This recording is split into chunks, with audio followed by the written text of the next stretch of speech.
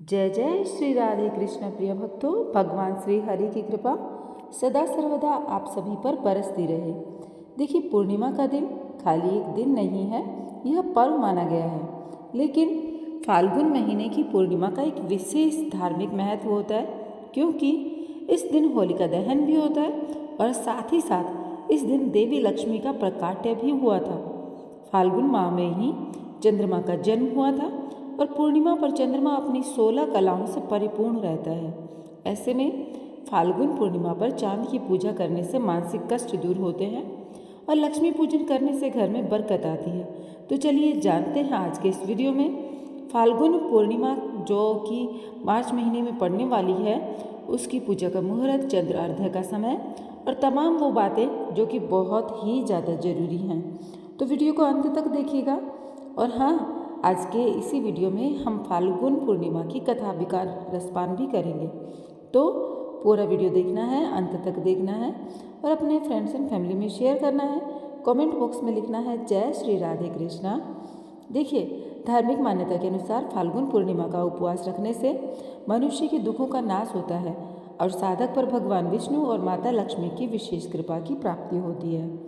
पंचांग के अनुसार फाल्गुन पूर्णिमा 24 मार्च 2024 को सुबह 9:54 पर शुरू होगी और अगले दिन 25 मार्च 2024 को दोपहर 12:29 पर खत्म होगी।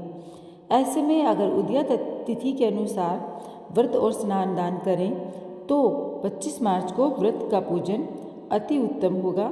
हालांकि होलिका दहन 24 मार्च को किया जाएगा, तो 24 मार्च को भी बहुत सारे लोग पूर्णिमा का जो व्रत है वह करेंगे, फाल्गुन पूर्णिमा का। और स्नान दान का विशेष मुहूर्त जो है वह रहने वाला है 25 मार्च को सुबह 4:45 से सुबह 5:32 तक। अब सत्यनारायण भगवान की पूजा का समय रहेगा सुबह 9:23 से सुबह 10:55 तक। ऐसे में चंद्र उदय का समय रहेगा शाम 6:44 को। अब जो लोग सत्यनारायण भगवान जी की पूजा के साथ साथ लक्ष्मी पूजा भी इस दिन करते हैं, उनके लिए देर रात 12:03 से रात 12:50 तक पूर्णिमा का जो मुहूर्त है वह रहने वाला है। अब धार्मिक मान्यता के अनुसार देवी लक्ष्मी का जन्म फाल्गुन पूर्णिमा पर क्षीर सागर के समुद्र मंथन के समय हुआ था। इसे लक्ष्मी जयंती के नाम से भी जाना जाता है। माता लक्ष्मी धन समृद्धि की देवी हैं। इस दिन इनकी पूजा करने से धन दौलत पाने की जो कामना होती है वह पूरी होती है। लक्ष्मी जयंती का दिन धन संपदा की देवी लक्ष्मी को प्रसन्न करने के लिए अत्यंत महत्वपूर्ण है। तो फाल्गुन पूर्णिमा के दिन आप माता लक्ष्मी की पूजा करके और उनकी आराधना करके आपके घर की दरिद्रता भी दूर कर सकते हैं। फाल्गुन पूर्णिमा पर राजा हिरण्यकश्यप ने अपने पुत्र प्रहलाद को होलिका में जलाने का प्रयास किया था, लेकिन श्री हरि विष्णु के प्रताप से प्रहलाद का बाल भी बांका नहीं हुआ। मैं आप लोगों को अब फाल्गुन पूर्णिमा की जो व्रत कथा है वह सुनाने वाली हूँ, तो पूर्ण ध्यान से और श्रद्धा के साथ में सुनिएगा। देखिए, महर्षि कश्यप की पत्नी एवं दक्ष पुत्री दिति के गर्भ से हिरण्यकश्यप और हिरण्याक्ष का जन्म हुआ। दोनों ही महाबलशाली थे। फलस्वरूप देवताओं को पराजित करके दोनों भाइयों ने स्वर्ग पर अपना अधिकार जमा लिया। उनके अत्याचार से देवलोक में हाहाकार मच गया, अतः भगवान विष्णु ने वराह अवतार लेकर हिरण्याक्ष का वध कर दिया।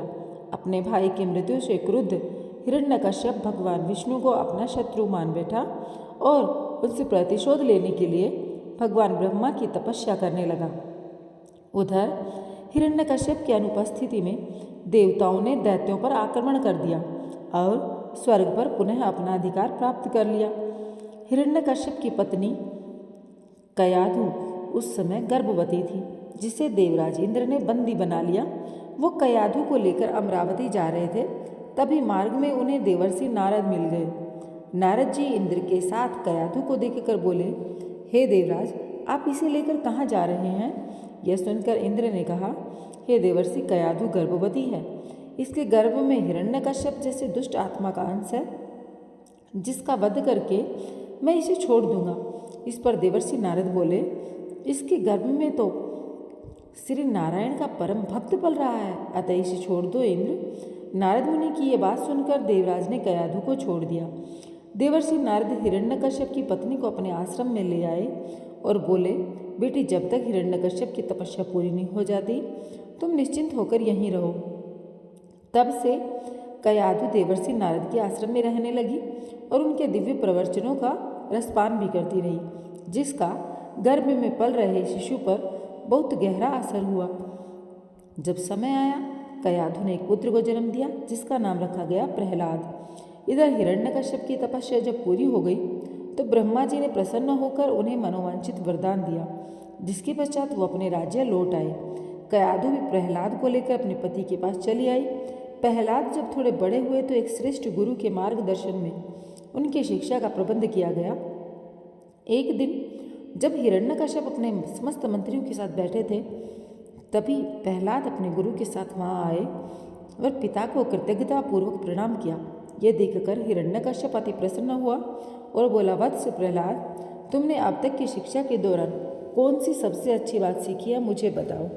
ये सुनकर प्रहलाद ने कहा, पिताश्री, मैंने अब तक जो सबसे अच्छी बात सीखी है वो ये है कि जो आदि मध्य और अंत से रहित अजन्मा है, इस जगत के पालनहार हैं, दीन दुखियों के स्वामी हैं, उन श्री हरि को मैं बारंबार प्रणाम करता हूँ।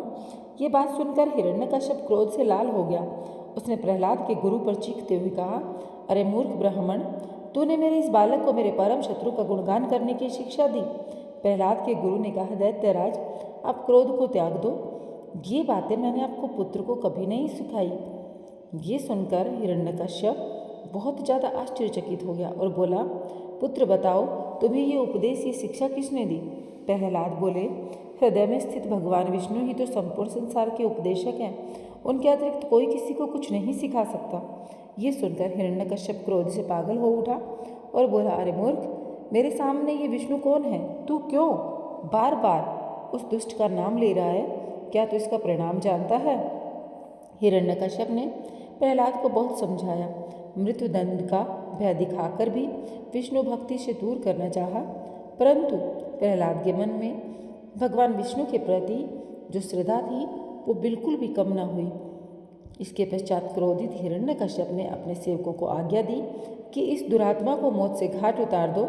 इस शत्रु प्रेमी से मुझे कोई लाभ नहीं है, यह कपूत तो अपने कुल का ही नाश कर देगा। दैत्यराज हिरण्यकश्यप की आज्ञा अनुसार उसके सैनिकों ने प्रहलाद पर तरह तरह के अत्याचार किए, उन्हें मारने का प्रयास किया, परंतु हरि कृपा के कारण वो सब प्रहलाद का बाल भी बांका नहीं कर पाए। हिरण्यकश्यप यह सब देखकर बहुत क्रोधित हुआ।